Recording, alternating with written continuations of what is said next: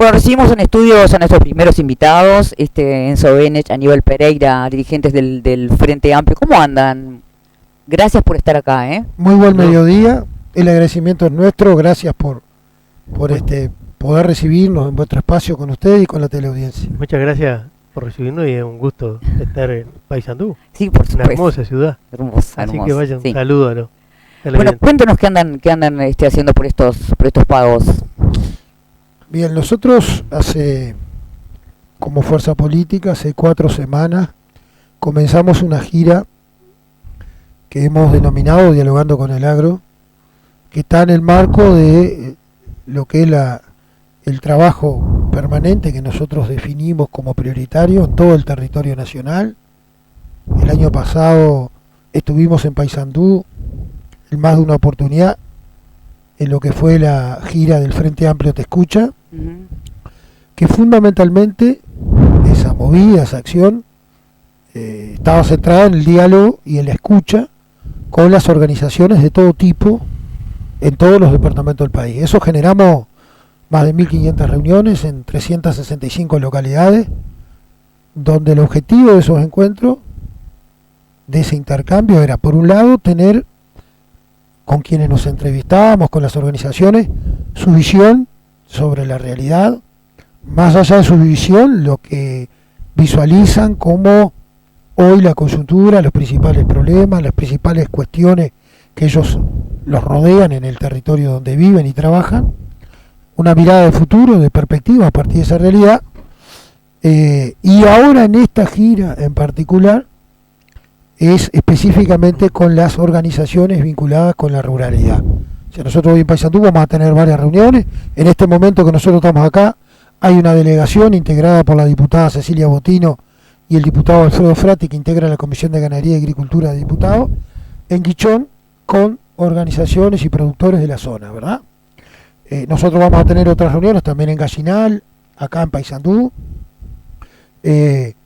donde básicamente las reuniones tienen como centro la escucha de las vivencias de esas organizaciones con respecto a la realidad que hoy vive el sector productivo. A eso quería saber cuáles eran los planteos que, no sé si a ustedes los sorprenderán, supongo que no, pero cuáles los planteos de la gente, las preocupaciones, las mayores preocupaciones que tiene la gente. Mira, estamos ante un hecho puntual que es la sequía. Y la gente, los problemas que tiene, depende del rubro en que esté, ¿verdad? El ganadero precisa agua y comida para sus animales, o ración, o fardo, o algo, porque no tienen nada. El agricultor va a tener una merma muy, pero muy grande de su cultivo. ¿Qué es lo que precisa? Y precisa plantar de vuelta, de eso vive la gente. Entonces, el ganadero todavía yo creo que no es consciente de cuál es la situación, que los ciclos biológicos son más largos. No todas las vacas se preñaron, los estados corporales de los animales no están bien y algunas se va a morir. Estamos en mayo recién, ¿verdad? Entonces, estamos frente a un problema que, si bien hoy el que lo está sufriendo son los productores agropecuarios, todos, va a afectar seriamente a nuestra sociedad en su conjunto, también al que vive en las ciudades. Y yo creo que como país todavía no somos suficientemente conscientes de lo que esto significa, el porrazo que nos vamos a pegar como país. Usted habla, por ejemplo, hablan de los precios que va a tener que pagar la persona de ciudad, digamos, que siempre está disociada con lo que pasa en la ruralidad, como ustedes dicen. No tanto. Porque está bien, los precios, todos ponemos el grito del ciego cuando la lechuga vale 100 pesos, sí, ¿verdad? Es verdad, sí. Pero, a ver, en la soja, según los últimos datos que vi hoy de mañana en búsqueda, se va a cosechar 1/5 de lo que se pensaba cosechar. El 30% de las sojas de segunda no se cosechan. Eso es pérdida neta. Pero además de pérdida neta, son granos que no van a transportarlo. Por lo tanto, hay algún camión que no va a tener flete, algún tallerista que no va a tener reparación, un vendedor de maquinaria que no va a poder vender maquinaria, y así sucesivamente. Entonces, es un derrame hacia toda la sociedad, ¿verdad? no es solo porque Uruguay depende en gran medida del el ingreso de divisas de la producción agropecuaria. De eso vivimos, ¿verdad? Sí. Y los precios que nosotros recibimos son precios internacionales, que obviamente la sequía nuestra no mueve la aguja, pero sí la sequía mueve los volúmenes. Exacto. Y eso es tremendamente importante. ¿Qué medidas toma el gobierno nacional? Porque también hay una diferencia entre aquel que tiene espalda como para aguantar Exacto. y aquel productor que no Bueno, puede. En estas recorridas, para nosotros, lo que le damos particular importancia es cómo los productores, según como decía eso, según el rubro, según el tipo de producción, hay impactos que son diferentes, ¿no? Unos que son más inmediatos, otros que se van a ir viendo con el tiempo, ¿verdad? Otros, por ejemplo, como nos decían la semana pasada en una colonia de Tampero, que en realidad ellos, la producción no fue afectada, pero se gastaron la reserva de invierno. Para nosotros esto es muy importante porque hasta ahora, en todos los contactos, en Paysandú hoy completamos 30 reuniones en estas 5 giras, ¿no? Hay una visión unánime de la necesidad de que existan políticas públicas, políticas de Estado, para que, como tú dices, claro, quien tiene menos espalda necesita otro tipo de soportes, porque en el caso de no tener esos soportes, quedan en el camino. Entonces nosotros entendemos que hoy el país, ante esta circunstancia, un esfuerzo que hay que hacer es justamente ese conocimiento acumulado, porque trabajar en el campo no es que estudiaste 3 años y te fuiste a trabajar en el campo y la sabes toda. Entonces, cuando suceden estas cosas, hay que tener, por un lado, las respuestas para tratar de mitigar el golpe. Obviamente, acá nadie plantea absurdos, ni quienes están en el gobierno ni quienes somos oposición, decir se va a resolver, se va a hacer llover.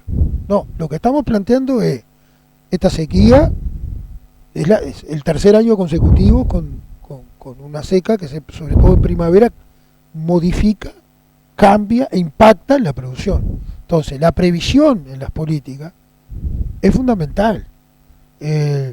Lo que decía Enzo, el gobierno tomó medidas que en general nadie está en desacuerdo. Las gremiales, cualquier medida en esta circunstancia son bienvenidas. Son bienvenidas, sí. El tema después es el momento que las medidas se aplican, el impacto de las mismas. Sin duda que estas son insuficientes. Hasta ahora, por ejemplo, hoy no ha llegado los forrajes y la ración, claro, porque hay una demanda, pues esto afecta a la región.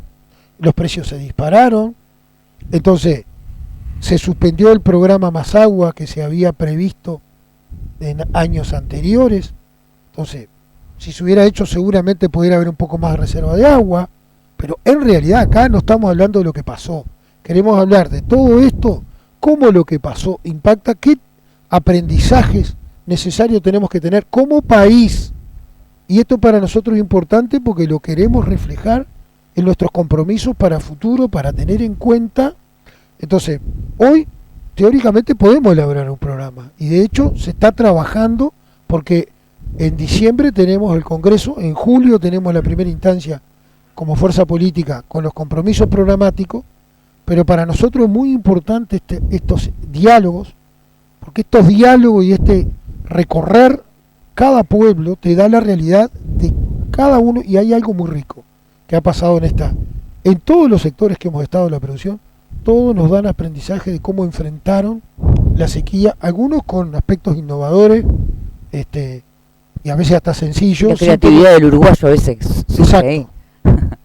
Y todos los insumos que ustedes tomen ahora, ¿cómo los vuelcan? ¿Cómo los manejan? Bueno, primero... Porque son distintas las realidades de cada región y aún de cada departamento, ¿verdad? Exacto. Bueno, es que la actividad productiva agropecuaria es así. Claro. Tiene múltiples componentes. Depende de los rubros, depende de la zona, de la ubicación del país, del tamaño del productor, de lo que quiera. Pero nosotros venimos justamente a tratar de intercambiar, a tratar de escuchar y a tratar, por lo menos en la parte que nosotros podemos, de generar espacio para políticas que trasciendan los gobiernos. Claro. No puede ser que venga un gobierno y diga, bueno, todo lo que se hizo está mal, vamos a hacerlo todo distinto, porque empezamos de cero. Y en estos temas, especialmente el agua, son de largo aliento, porque inclusive ni siquiera en algunas zonas del país tenemos cultura del uso del agua. Nosotros no le vamos a ir al lado de un arrocero, porque sin agua no hay arroz. Pero en todo el litoral nuestro, en toda nuestra agricultura que es de secano, en toda nuestra ganadería y lechería, no hay cultura del agua todavía. Hay que generar esos espacios para como sociedad tener un proyecto de país. La cultura del agua es el previsor, algo así. A ver si la cultura del agua es mucho más que tener un tajamar para guardar el agua o regar. Claro. Es cómo usamos el agua. En Uruguay llueve más agua que la que nosotros utilizamos. Pero te pongo un ejemplo claro. Ahora estamos en plena sequía. He visto varias intendencias que salen a limpiar tajamares. Al productor que le limpian el tajamar no le solucionan nada, porque el tajamar va a seguir vacío. Lo que va a hacer va a estar limpio, ¿verdad? Claro, pero no va a tener agua. No va a tener agua. Y lo que el hombre precisa es agua. Entonces, por eso yo digo que nuestra salida a recorrer es tratar de aprender de las cosas que el propio productor nuestro hace bien, y hay ejemplos muy claros de que hace bien, que a veces no tienen que ver con el agua directamente. Te puedo citar casos de que hemos hablado: los ajustes de carga, los alambrados, el alambrar los tajamares, en establecer mecanismos para suministrar agua a los animales que no sea que tomen directamente en el tajamar, las reservas de forraje, el destete precoz, el atender los distintos requerimientos nutricionales de la vaca y del ternero, y puedo seguir enumerando. Hay enormidad, y ahí es donde tenemos que trabajar y generar política que estemos todos de acuerdo como sociedad, ¿es verdad? Y podemos seguirlas mejorando. Todas las medidas son buenas. Ahora, hay algunas que con ser buenas no alcanzan porque no le solucionan el problema a la gente. Yo les agradezco muchísimo la presencia de ustedes acá, ¿eh? No, los agradecidos. Y que en San Luis puedan hablar con la gente, ¿no? Porque esto es parte de la gira también, el poder comunicar, el poder a través de los medios transmitir que en realidad estas recorridas también están relacionadas con lo que le decía al principio de la demanda que en las primeras recorridas que hicimos, sobre todo el sector productivo, le pedían a nuestra fuerza política la importancia del diálogo, la importancia de interactuar, la importancia de escuchar. Y nosotros tomamos nota de esas demandas, sectores gremiales, productivos en el interior, decían, nosotros nos sentimos alejados de ustedes en este tema porque, más allá de que reconocen que desde el gobierno se tomaron medidas y acciones que impactaron favorablemente, pero bueno, el contacto permanente, claro, el sentarte en una mesa, el compartir vivencia, genera un diálogo que siempre, como decía Enzo, es muy enriquecedor para todas las partes. El agradecimiento por estar y permitirnos llegar a alguna gente que si no llegamos. Por más que nosotros estemos acá, hablamos con 10, con 15, con 20, claro, sí, pero ustedes, los medios, nos permiten llegar a toda la población. Así que muchísimas gracias. Gracias a ustedes. Muy buenos días, gracias. Vamos a la pausa ahora, así que en un ratito estamos con ustedes nuevamente.